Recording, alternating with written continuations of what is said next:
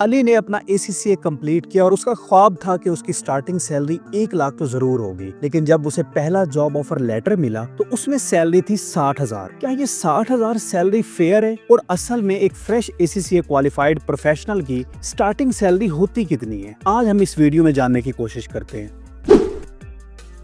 देखिए, हर साल हजारों स्टूडेंट ACCA क्वालिफाई करते हैं, लेकिन जॉब मार्केट थोड़ी टफ है। इसलिए सबसे ज्यादा सवाल जो स्टूडेंट्स का होता है कि उनकी स्टार्टिंग सैलरी कितनी होती है। ऑब्वियसली ऐसा क्वेश्चन आपके करियर को शेप अप करने में बड़ा इंपॉर्टेंट होता है, इसीलिए इसका डिस्कस होना बहुत जरूरी है। देखिए, सबसे पहली बात, स्टूडेंट बहुत अनरियलिस्टिक सैलरी को एक्सपेक्ट कर रहे होते हैं, जैसा कि क्वालिफाई करने के बाद सैलरी 1 लाख होगी, 2 लाख होगी, 3 लाख होगी, ऐसे अलाउंसेस मिलेंगे, गाड़ी मिलेगी वगैरह वगैरह। लेकिन ACCA पाकिस्तान की 2023 की रिपोर्ट के मुताबिक फ्रेश ACCA अफिलिएट की जो स्टार्टिंग सैलरी होती है एट इंटरनेशनल लेवल, वो $600 से लेकर $800 के दरमियान में होती है, या इसके राउंड अबाउट चलती है। लेकिन यही सैलरी जब हम पाकिस्तान में लेकर आते हैं तो ये इतनी नहीं होती। पाकिस्तान में सैलरी चल रही होती है 70,000 से लेकर 1 लाख के दरमियान एक फ्रेश ACCA क्वालिफाइड प्रोफेशनल की। सो हमें जो भी डिसीजन लेना है, सबसे पहले हमें रियलिस्टिक प्लानिंग करनी चाहिए, रियलिस्टिक नंबर अपने दिमाग में रखने चाहिए। अब समझने वाली बात ये भी है कि ये जो सैलरी डिफरेंस आ रहा है ये क्यों है, ये इतना ज्यादा क्यों है। देखिए, बिग 4 ऑडिट फर्म्स जो हैं ये ACCA अफिलिएट्स को सबसे ज्यादा हायर करती है, जैसा कि PwC,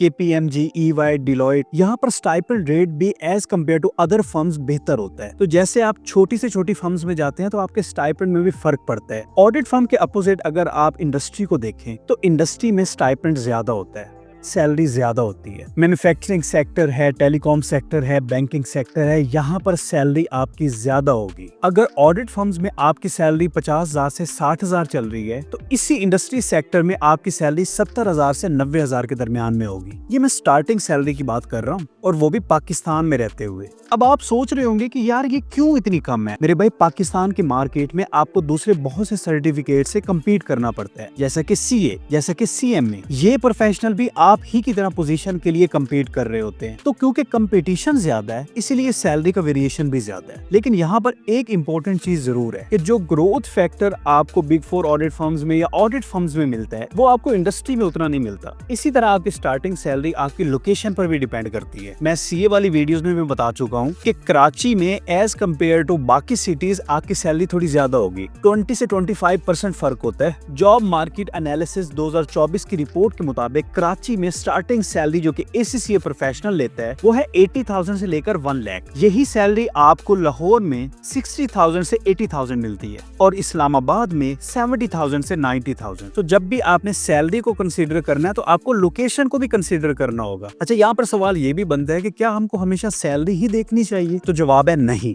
आपने ये भी देखना है कि आपकी लर्निंग कहाँ पर होनी है। जितने ज्यादा स्किल्स आपके पास होंगे, फ्यूचर में आपके ग्रोथ के चांसेस उतने ज्यादा होते हैं। जैसा कि इंडस्ट्री में 3-4 साल के लिए आपको एक ही काम पर लगाए रखेंगे, लेकिन यही काम अगर आप ऑडिट फर्म में करेंगे तो ऑडिट फर्म में आप डिफरेंट क्लाइंट्स को हैंडल करेंगे। कभी आप किसी क्लाइंट का सेल का हेड कर रहे होंगे, कभी आप एक्सपेंसेस का हेड कर रहे होंगे, कभी फिक्स एसेट्स का कर रहे होंगे, कभी इन्वेंटरी का कर रहे होंगे। तो ये लर्निंग बहुत जरूरी होती है। ये भी आपकी सैलरी के लिए इंपॉर्टेंट है कि आपको कितना काम आता है। सिर्फ यही नहीं, आपके स्किल्स भी मैटर करते हैं। लिंक्डइन स्किल 2023 की रिपोर्ट के मुताबिक ऐसे स्टूडेंट्स, ऐसे एफिलिएट्स और ऐसे मेंबर्स जिनके पास पावर BI का, एडवांस एक्सेल का, प्रिपरेशन ऑफ फाइनेंशियल स्टेटमेंट्स का, ऑडिट ऑफ फाइनेंशियल स्टेटमेंट्स का और दूसरे अकाउंटिंग सॉफ्टवेयर का नॉलेज होता है, उनकी सैलरी 15 to 20% ज्यादा होती है। ये काम आप फर्म में भी सीखते हैं, आप ट्रेनिंग भी ले सकते हैं, आप कोर्सेज भी ले सकते हैं, लेकिन ये काम आपको आने चाहिए। ये बात आपको समझना पड़ेगा कि डिग्री एक तरफ होती है, स्किल दूसरी तरफ होते हैं, ये दोनों को मिला के चलना पड़ता है, तब सैलरी उस लेवल पर पहुंचती है। अच्छा, यहाँ पर अब ये सवाल बनता है कि क्या सैलरी यही रहेगी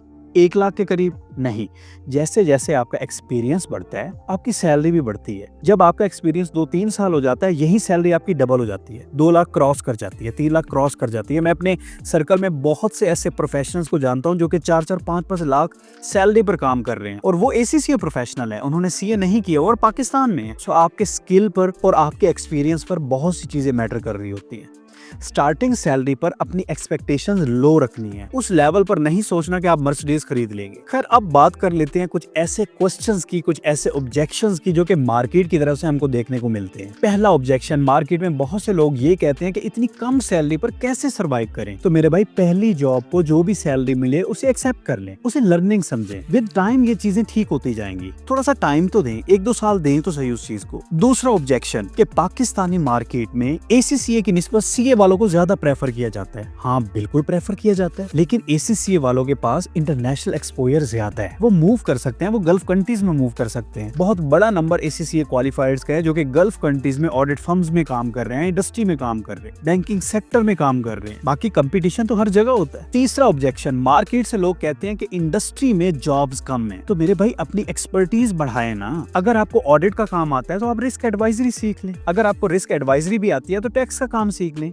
ERP में चले जाएं। आप क्यों सारी जिंदगी ऑडिट को लेकर बैठना चाहते हैं, एक ही चीज को, टैक्स को लेकर बैठना चाहते हैं? आपको डाइवर्सिफाई करना पड़ेगा। आपको ऑडिट का काम आना चाहिए, टैक्स का काम आना चाहिए, रिस्क एडवाइजरी का काम आना चाहिए। जब इस तरह की एक्सपर्टीज आपके पास होंगे तो जॉब्स के बहुत सारे ऑप्शंस आपके सामने होंगे, तो आप कोई भी सिलेक्ट कर सकते हैं। जहां पर उसके रेलिवेंट जॉब मिलेगी आप वहां चले जाएं। फोर्थ ऑब्जेक्शन जो मार्केट से लोगों को सुनने को मिलता है कि ये जी फॉरेन सर्टिफिकेशन है, इंटरनेशनल सर्टिफिकेशन है, इसकी सैलरी ज्यादा होना चाहिए। तो मेरे भाई, पाकिस्तानी मार्केट ने अपनी डिमांड के मुताबिक, अपनी कंपनी की सिचुएशन के मुताबिक, इकोनॉमी के मुताबिक ही आपको पे करना है। ये मैटर नहीं करता कि आपके पास फॉरेन टैग है या नहीं है। और लास्ट ऑब्जेक्शन जो हमें सुनने को मिलता है कि ये नेटवर्किंग नहीं कर पाते। तो मेरे भाई, नेटवर्किंग तो आपने खुद करनी है ना।